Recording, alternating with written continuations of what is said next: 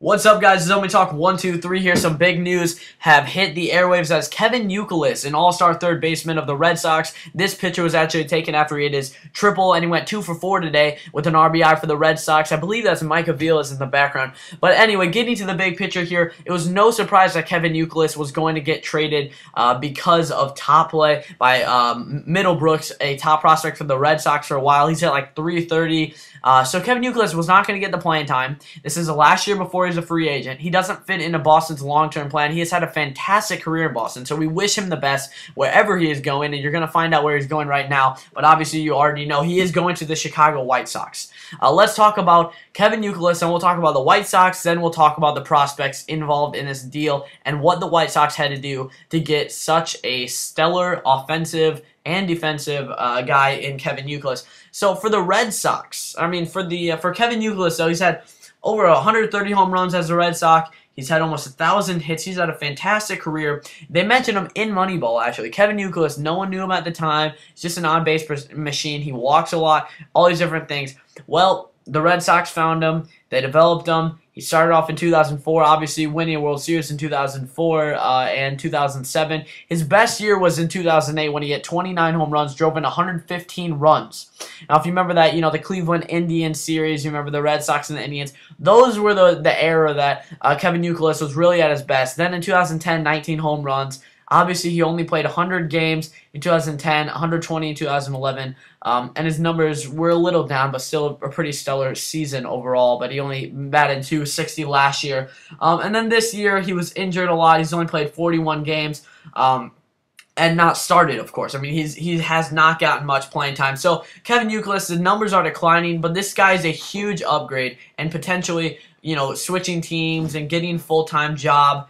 Really what the White Sox manager, their new manager, what they told him was so different than Ozzie Guillen. When Adam Dunn was struggling, when all these guys were struggling last year, Rios, a lot of different guys that were expected to do very well were struggling. The manager would just get pissed off, and he would kind of explicitly say this about the players to the media, and you would not get a start based on how you did the day before. The new manager, completely different. We have a young manager in Chicago here now.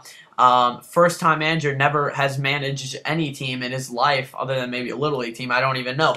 But he told the players from day one, he told Adam Dunn, told Rios, you are going to be starting every day. You're going to be in there. It's not going to depend on what you did yesterday to determine what you get. You're my guy. You need to produce for this team. You're going to be in there. And I think the guys have responded very well. Obviously, Dunn had a terrible season last year, but he's back to his career regulars with 23 home runs already this year. Rios is hitting around 300. Przinsky's having a fantastic year. Konerko's having a fantastic year. So this White Sox is looking great.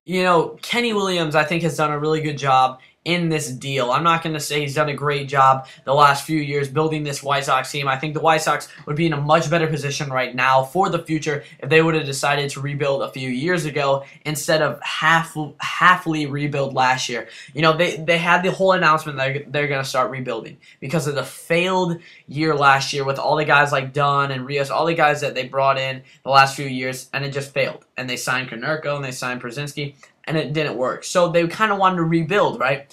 Well, they only trade Sergio Santos, which is, to me, that's not really a move you make when you're rebuilding. You trade a 28-year-old guy who, was a fantastic reliever for you. That, to me, doesn't really make sense. I never really got that trade. But then they don't really end up rebuilding, though. They don't trade anyone else away. And they end up actually at this trade deadline, ahead of the Cleveland Indians at this point by half a game. But they haven't decided, hey, we should be sellers and we should, trade some of our starters and we should do this and maybe trade some of our veteran guys. No, they decide we're going to be buyers. We're going to go after the best bats of the market, and we're going to see if we can get a good deal for Kevin Youkilis. Why Kevin Youkilis? Because Brett Morel, their starter, their young guy that they need at third base, has been hurt for a long time now, but before that he was only batting 170. Either way, if he was batting 220 but he was healthy, they wouldn't make this deal because they were counting on him. The fact that he has been hurt and they've been still playing well, and they have a team with Konerko, Viciedo, Diaz has done great, Rios is doing good, Brzezinski's doing good, Dunn is doing great. Their pitching needs to be worked on starting other than Chris Sale has been great. they realize, hey, the players that we were counting on last year that didn't work, they're working now. They're doing fantastic. So whatever we can possibly do to get in the playoffs, we're going to do that. And the Tigers team has been struggling. I think they're going to pick it up and beat the White Sox. But hey, Youks is a great addition, and they could make the playoffs. At this point, I could see the White Sox making the playoffs. The only way they're going to do that is if their pitching picks it up. They need their main starters to start pitching like they usually do. If Chris Sale picks it up, if their bullpen can try to stay stellar, try to improve a little bit, and their starters that have been struggling, if they can figure it out, this team is going to be tough to beat. When you look at any lineup, AL or NL, with Adam Dunn, Paul Konerko, Alex Rios if he's hitting well like he's hitting this year, AJ Pierzynski is hitting fantastic. I mean, this lineup is pretty deep. Gordon Beckham, another guy who's finally sort of developed. He has like 9 or 10 home runs. Is really working out for the White Sox right now. They've waited so long on him, and I'm happy that he's finally sort of working out here. Again, sort of a low batting average still, but the power is there this year. So the White Sox have all the offensive keys there. They're missing third base, though. They trade this guy, Brett Lillibridge, a utility guy, did not hit well all year, to the Red Sox, and another prospect we're going to talk about real quick. So, I'm sorry I didn't really talk much about Brett Lillibridge, the first prospect. Utility guy, 5-year career. He's never really hit that well. He's going to go to the Major League roster for the Red Sox. He'll play infield, outfield, wherever they need him. He's actually DH a lot for the White Sox this year. Very versatile guy. He's played every position except catcher and pitcher, but he hasn't really hit very well. He's pretty fast, though, so it'd be a nice addition to the Red Sox.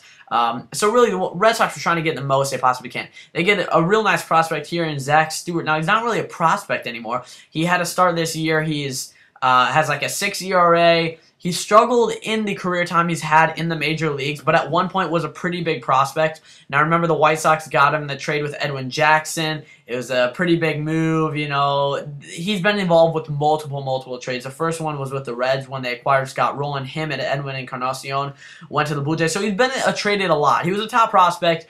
He's a power-type pitcher, but has not worked out so far. We'll see how he does with the Red Sox. So Stewart will report to AAA for the Red Sox, and Lillibridge will go to the Major League club. Now let's grade this. Before we do, though, I want to mention that the Red Sox are sending $5.5 million to the White Sox. The White Sox will only pay $1.1 million of Kevin Youkilis remaining salary, and then they're going to pay $1 million buyout when they choose not to have his $13 million club option renewed. Most likely, obviously, they will not pick up that $13 million option. They won't need to. But so they're going to end up paying $2 million for Youkilis' time. And he could potentially get them into the playoffs, start up this offense, who's actually done a very good job this year. The offense has been pretty good for the White Sox. If the pitching can figure it out, if the starters can get back to their normal numbers and normal starts that they usually do, and Chris Sale continues to dominate, and the relief pitching finds its identity and gets through these times and really starts picking up, this team can go extremely far because they have the offense. They really just need to figure out the pitching right now. But for Kenny Williams, he can't just sit around and say, hey, some of my starters are struggling. Let's go get some starters. Because at the moment, the guys on the market, number one, you want to count on your starters, your number 2, number 3 starters. You want to hope that they're going to figure it out. So he's hoping they figure it out. But he's looking at the biggest need, which is third base. Orlando Hudson hit like 170. Not fantastic on defense. He's a second baseman. He's having to play third base. So they need a third baseman who actually is a third baseman and can hit. They get Kevin Youkilis. I give him an A on this. Only having to pay $2 million. Could get in the playoffs. It's going to be tough to beat the Tigers. It's going to be close. So it excites the fan base and get fans to the ballpark. I give him an A on this. Thank you for watching Zombie Talk 1, 2, 3. If you enjoyed it, thank you for watching. Again, thanks.